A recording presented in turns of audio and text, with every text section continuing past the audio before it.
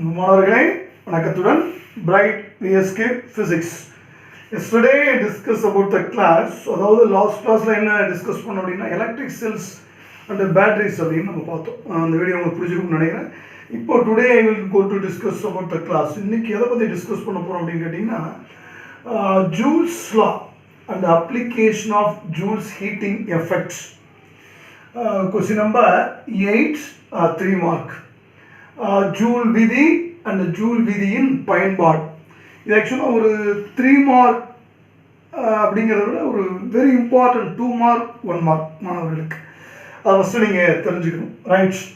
இப்போது ஜூல் விதி, what is joules லா அப்படின்னா என்ன சார் அப்படின்னு கேட்டிங்கன்னா, define the current flow through the conductor producing heat.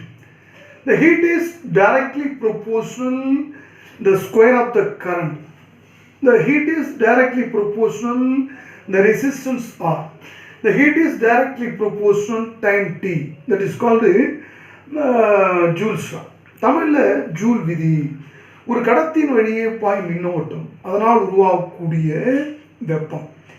அப்போது அந்த வெப்பம் கடத்தின் வழியே பாய் மின்னோட்டத்தின் இருமடிக்கு நேர்த்தாவிலும் மின்தடைக்கு நேர்த்தாவிலும் காலத்திற்கு நேர்த்தாவிலும் இருக்கும். இதற்கு ஜூல் விதி என்று பெயர். சரி, இப்போ நம்ம விதியை அழகாக சொல்லியாச்சு. என்ன சார் அப்படின்னா அதை கொடுத்துட்டோம் பாருங்க. ஜூல்ஸ் லா, ஜூல் விதி. The heat is developed in an electrical circuit due to the flow of current varies directly as H is directly proportional H squared RT. H na heat, I na current, or no resistance, T na time. இது எப்படி இருக்கும் அப்படின்னா, the heat is directly proportional square of the current. The heat is directly proportional resistance R. The heat is directly proportional time taken T. That is called Joule's law.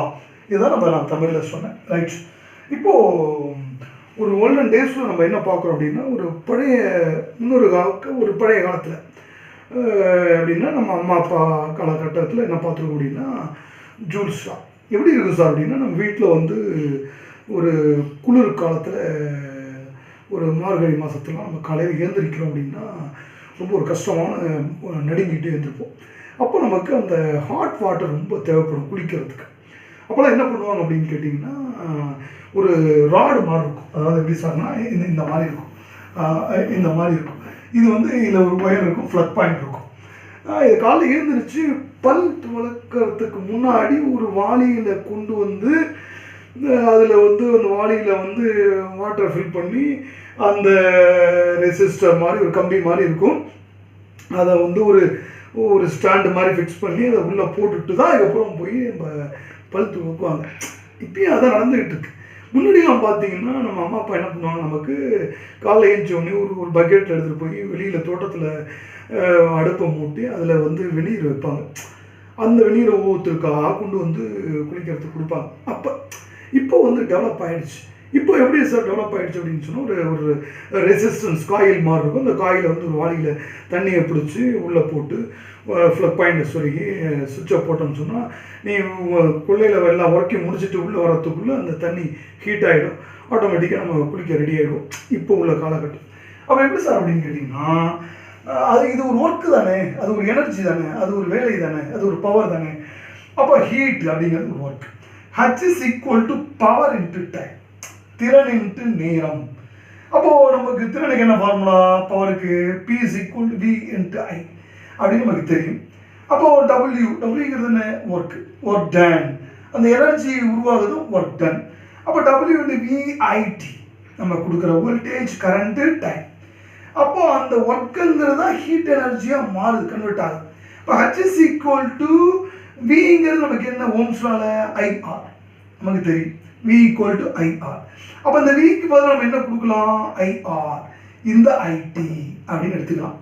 அப்போ இது என்ன ஆகும், I into I squared RT வந்துருச்சு பாருங்க. இப்போ நமக்கு என்ன கிடைச்சிருச்சு, H is equal to I squared RT. இப்போ நான் என்ன உங்களுக்கு சொல்லியிருக்கேன் அப்படின்னா, ஜூல்ஸ் லாவை எப்படி ஒரு ஃபார்முலாவாக கொண்டு வந்திருக்கேன்னு காட்டியிருக்கேன்.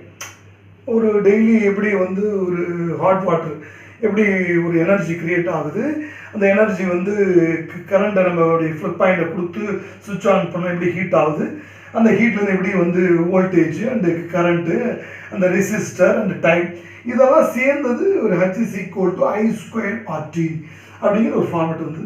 ஹீட்டோட யூனிட் தெரியும் உனக்கு, ஜூல் அப்படின்னு தெரியும். இப்போ இதுதான் நம்ம வந்து ஒரு ஒரு சிம்பிளான ஒரு எக்ஸ்பிளைன் கொடுத்துருக்கோம். ஜூல்ஸ்லாம் அடிக்கடி கண்டினியூஸாக கேட்கக்கூடிய 2 மார்க் மாணவர்களுக்கு. இப்போ என்ன சார் அப்படின்னா, இது ஒரு கண்டக்டருடைய ப்ராப்பர்ட்டிஸ் தான் ரெசிஸ்டர். அப்போ அந்த கண்டக்டரில் கரண்ட் பாஸ் ஆகுது. கரண்ட் வந்து மின்னாற்றல் ஹீட் எனர்ஜி வெப்ப ஆற்றலாக மாறுது.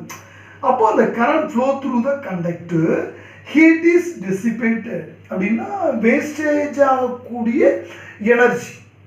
அப்போ இந்த மாதிரி நிறைய இடங்கள்ல ஒவ்வொன்றும் வேஸ்ட் ஆகிட்டு தான் இருக்கும். அப்போ இந்த வேஸ்டேஜ் ஆகக்கூடிய எனர்ஜியை நம்ம வந்து ஆஃப்டர் வேறு ஏதாவது ஒரு பர்பஸுக்கு நம்ம யூஸ் பண்ணோம்னா அதில் இருந்து நம்ம என்னத்தை புதுசாக உருவாக்கலாம், என்ன வந்து ப்ராடக்ட் கொண்டு வரலாம் அப்படின்னு நம்ம பார்த்தோம்னா அதுதான் that is heating effect of electric current. அதாவது ஒரு ரெசிஸ்டரில் ஒரு கண்டக்டரில் பாஸ் பண்ணக்கூடிய கரண்ட்டு அது ரெசிஸ்டரில் ஃப்ளோ ஆகுது. அப்போ நமக்கு என்ன ஆகுது அப்படின்னா வெப்ப ஆற்றலை ஹீட் எனர்ஜியை ப்ரொடியூஸ் பண்ணுது. இருந்தாலும் அப்போ நம்ம டிசிபேட் ஆகக்கூடிய அந்த எனர்ஜி அப்படிங்கிறத வச்சு நம்ம வேறு என்ன சார் யூஸ் பண்ணக்கூடியும், என்ன சார் என்ன டிவைஸை நம்ம அதாவது கொண்டு வர முடியும் அப்படின்னா heating effect of electric current, அதாவது தமிழில் மின்னோட்டத்தின் வெப்ப விளைவு. Very important 2 mark. அதுதான் நான் சொன்னேன் இப்போது. அதாவது ஒரு கண்டக்டரில் current pass through the conductor, இந்த EMF is produce, that is called heating effect of electric current. அதாவது மின்னோட்டத்தின் வெப்ப விளைவு என்று பெயர். ஒரு கடத்தின் வழியே பாயும் மின்தடையில் பாயும் மின்னோட்டமானது அதாவது வேஸ்டேஜ் ஆகக்கூடிய அந்த எலக்ட்ரிக் கரண்ட்டு அதனால் உருவாகக்கூடிய மின்னியக்கு விசைக்கு மின்னோட்டத்தின் வெப்ப விளைவு என்று பெயர். Very important 2 mark. அப்போது நமக்கு என்ன கொடுத்துருக்கோம், இந்த இடத்துல ஒரு ரெசிஸ்டர் கரண்ட் பாஸ் ஆகுது, இந்த இடத்துல டிசிபேட் ஆகுது வேஸ்டேஜ் ஆஃப் எனர்ஜி. அப்போ டிசிபேட் ஆகிட்டே இருக்கும். அப்போ நம்ம என்ன பண்ணுறோம், electrical energy some energy is heat energy after energy waste of the energy. எல்லா எனர்ஜி வேஸ்ட் ஆகலை, சம் ஆஃப் எனர்ஜி வேஸ்டேஜ் ஆகுது. அந்த சம் ஆஃப் ஒரு குறிப்பிட்ட அளவு ஆற்றல் வேஸ்டேஜ் ஆகுது, வீணடிக்கப்படுகிறது. அப்போ அந்த வீணடிக்கப்படுகின்ற அந்த ஆற்றலை நம்ம அதை பயன்படுத்தி வேறு என்னென்னலாம் அதாவது உற்பத்தி பண்ணலாம், அந்த வேஸ்டேஜ் ஆகக்கூடிய கரண்ட்டை எந்த விஷயத்துக்கு பயன்படுத்தினா மற்ற விஷயங்களை யூஸ் பண்ண முடியும் அப்படிங்கிறத நம்ம இந்த இடத்துல பார்ப்போம். அதுதான் நம்ம என்னென்னா அப்ளிகேஷன் ஆஃப் ஜூல்ஸ் லாங்கிறத நம்ம பார்ப்போம்.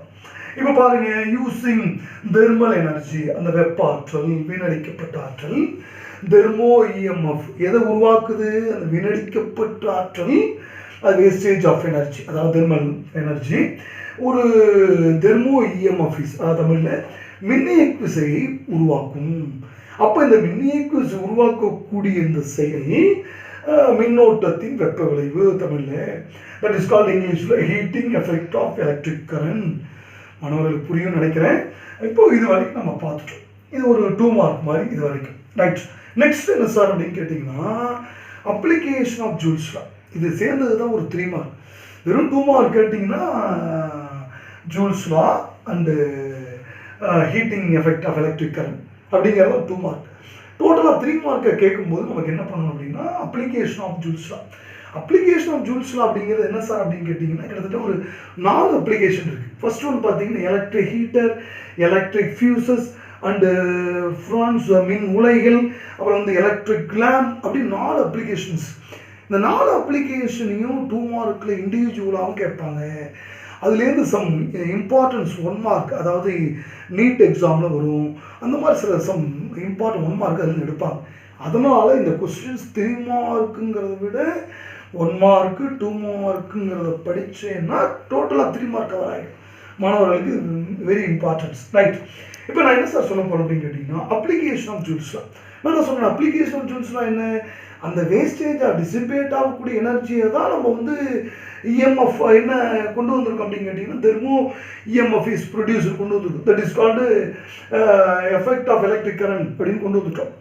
இப்போ நான் என்ன பண்ணிட்டேன், யூஸிங் எலக்ட்ரிசிட்டி, இந்த வேஸ்டேஜ் ஆகக்கூடிய கரண்ட்டை, இந்த எனர்ஜியை ஏதாவது விஷயத்துக்கு நம்ம யூஸ் பண்ணுறோம் பர்போஸ்க்கு அப்படின்னா, ஹீட்டிங் எஃபெக்ட் ஆஃப் டிவைசஸ், பொருள்களை உருவாக்கலாம்.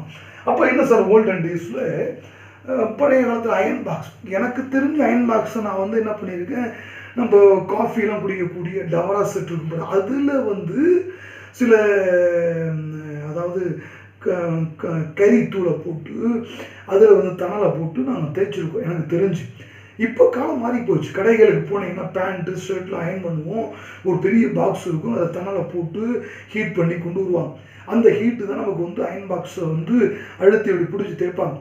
இப்போ வீடுகளுக்கே நம்ம என்ன பண்ணுறோம் அப்படின்னா, கரண்ட்டை கொடுத்து எலக்ட்ரிக்கல் அயன் பாக்ஸ் வந்துருச்சு. அப்போ அந்த எலக்ட்ரிக்கல் அயன் பாக்ஸ் நம்ம கொண்டு வரோம் எப்படின்னா, இந்த வேஸ்டேஜ் ஆஃப் ஹீட்டு டிசிபேட் ஆகக்கூடிய அந்த வேஸ்டேஜ் ஆஃப் ஹீட்டை எலக்ட்ரிக் ஹீட்டர், அப்புறம் எலக்ட்ரிக் ஃபியூசஸ் டிவைஸில் யூஸ் பண்ணால் நம்ம என்னென்னலாம் பர்போஸ்க்கு பயன்படுத்தலாம் அப்படின்னு நம்ம பார்க்க போகிறோம். ரைட்.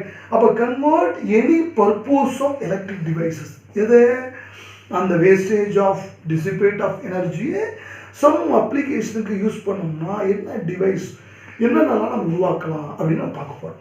ஃபர்ஸ்ட் ஒன் என்ன சார் அப்படின்னா, எலக்ட்ரிக் ஹீட்டர்.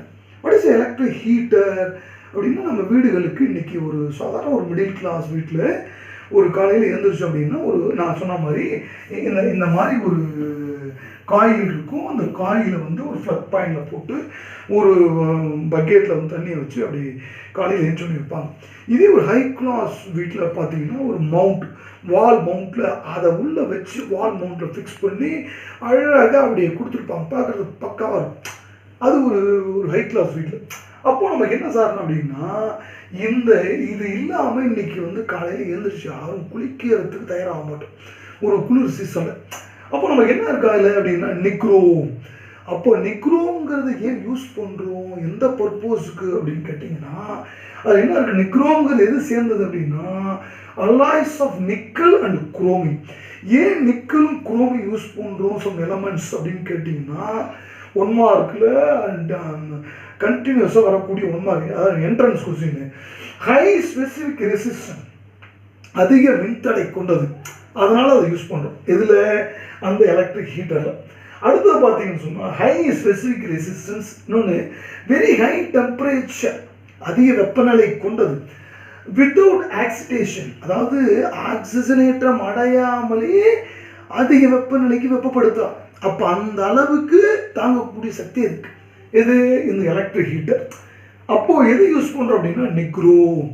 அப்போ நம்ம அந்த வேஸ்டேஜ் ஆகக்கூடிய, இந்த டிசிபேட் ஆகக்கூடிய எனர்ஜியை தான் நம்ம இந்த பர்போஸ்க்கெலாம் நம்ம யூஸ் பண்ணுறோம்.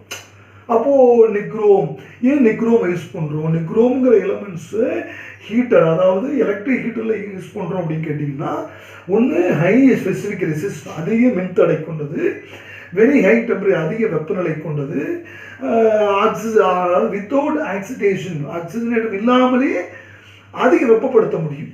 அப்போ நமக்கு தெரியும் எல்லார் வீட்லையும் இது பயன்படுத்தக்கூடிய ஒரு மேட்டர், தெரியாமல் இருக்க போகிறது வாய்ப்பு இல்லை, படிச்சிருப்பீங்க நீங்கள். ரைட்.